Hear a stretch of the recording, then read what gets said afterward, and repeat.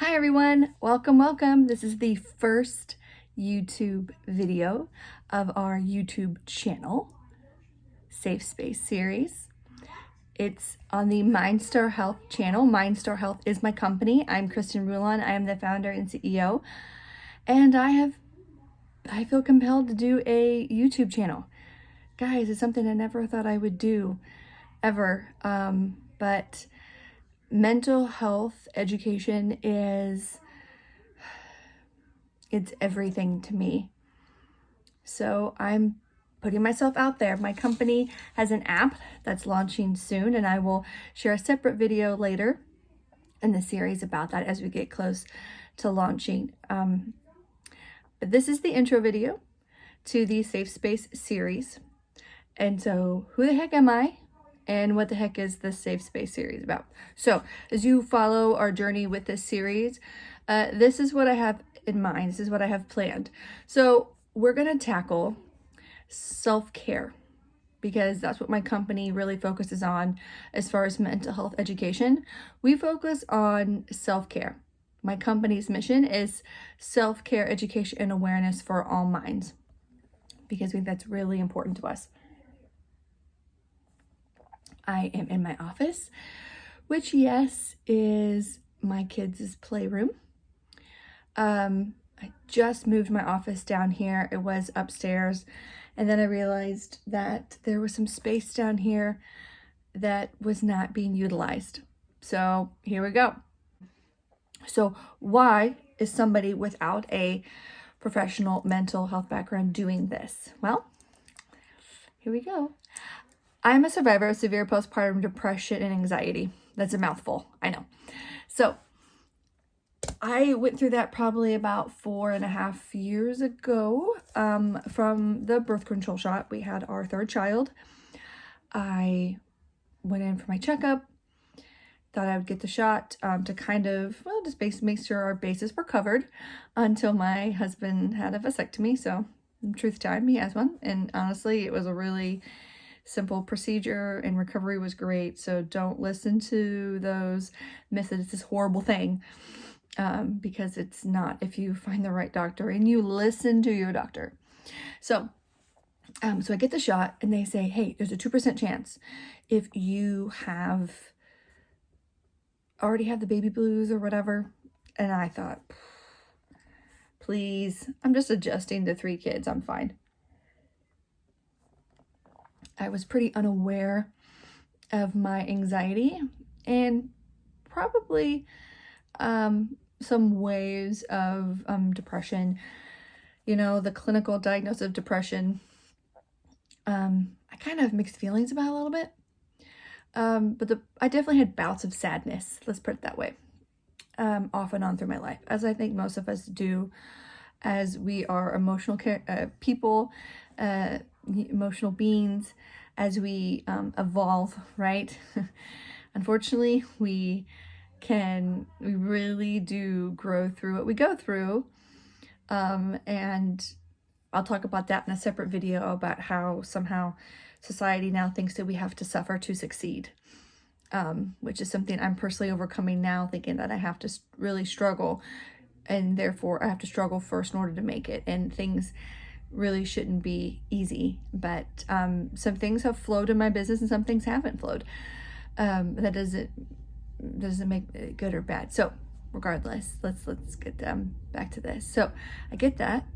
A week later, it was like everything changed. I tell people essentially I was a mirror and I was shattered.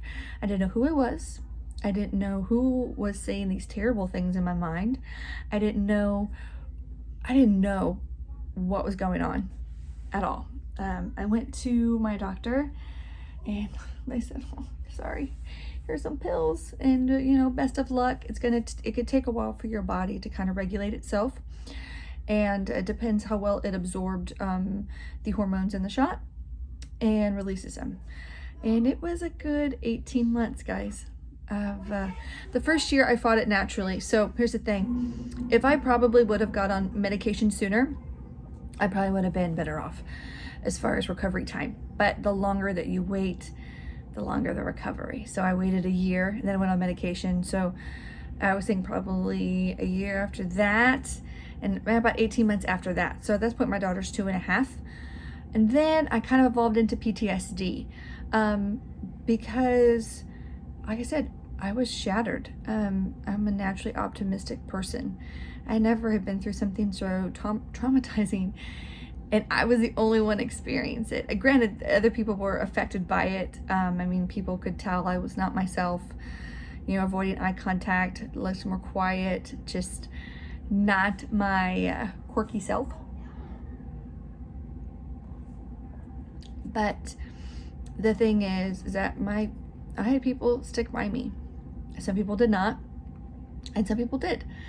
And so what kind of sparked my company and really get into this is that I knew that with a background as a writer, as someone who is a storyteller, I knew that this wasn't given to me just for me just to experience it, and that was it. Like, I wanted to do something with this. I wanted to help others. I wanted to create the app that I needed in my darkest moments. And so that's what MindStar Health came to be. And that's how I became passionate, because using this beautiful brain to research the mind from various aspects, and personal development, emotional health, mental health, which I will go over the self-care wheel in a different video, but I'll touch on it briefly here because this is kind of want to wrap up. So that's kind of my story in a nutshell. There's a longer in-depth version that maybe I'll do later at a different time. But I really wanted to open up this series because I want people to kind of hear my story and then encourage others to share their story and to be honest. Don't filter. This is something, when it comes to mental health, guys, this is not an issue. This is not my issue. This is not your issue. It's our issue. And when we come at it as our issue, that's how we make substantial change. This is how we save lives. So if you're currently in a really dark place, or you're just kind of in a funk, in a fog, whatever it feels like to you, I encourage you to challenge it. And one of the best things that I said to myself in my darkest moments, and I remember them vividly, I don't think I'll ever forget them, but in those moments, honestly, this is where I found my greatest strength. It's like the fire within me was awakened, because I had to fight for my life. I had to fight for what I wanted and the possibilities. It's not even so much fighting for the life that you currently have, it's fighting for the possibility of hope of what your life could look like, because things can always get better. Things are always changing. I like to picture that life essentially is an ocean full of waves, and it is not about sinking or swimming. It's about learning how to ride the waves of life, the highs and lows. And when there's a low, when there's a lot of resistance, and we'll go over that in a different video, it usually means that something's coming through. Some sort of breakthrough is coming through, in whatever way. And you don't feel that when you're in your dark moments, but trust me, as someone who feels like she's literally been to hell and back, because as part of my anxiety was having kind of this, I lost trust in myself, and I didn't know who I was, and I couldn't watch the news, and I really couldn't watch anything that was dramatic or maybe a psychological thriller. Not that I watch those. I watch a few of them, but oh my gosh, different story. Watched it too, and Kristen, why? No, never again. So anyways, the point is, that's why self-care is really important to me, because expanding my mind was a big part of my self-care and why I'm here today, on top of other things. But you know what? When your mind is clouded and you're in a thick fog, all you need to do is see the next step in front of you and make it 5 more minutes, 1 more minute. Okay, you made it a minute, now make it another minute. Let's make it 30, make it an hour, make another day. And just, if that's what's all you need, is just to see what's right in front of you, just one step at a time. And knowing that one little step is the beginning of getting out of the hole. And sometimes you have to sit in that hole. And I'll talk about that later as far as depression and how we try to pull ourselves out of that so quickly, which is good and bad, because sometimes trying to pull yourself out of it actually makes it worse. But I digress. So that's what we're going to be talking about. We're going to be talking about some deep stuff here. So if you like listening to, my stories, and I will share more, like I said, I'll probably have some guests on here who are willing to share some things in the safe space, and I'll make it more appealing as we go. But I just have to get this out here to say, dang it, I did it. I got it started. So for this is the first video. So it's kind of my backstory about why I'm in this, sharing a little bit about me, what we're going to be doing on this series as far as education goes. And I'll leave you with this, of what my definition is of self-care. Now, society says self-care is something different. It's treating yourself, it's binging, it's buying something out of budget, doesn't matter. I mean, just treat yourself, you deserve it. And I'm not saying that you shouldn't buy your things on occasion, but part of practical self-care is knowing and stay within your means to treat yourself. And there are many things we can do actually that are self-care that's actually free. And I think I'll probably include that in my next video, is the self-care wheel and how we can find free things to do actually in that wheel. And then what I'll probably do is separate videos of each different component of self-care weaved in with different stories and experiences.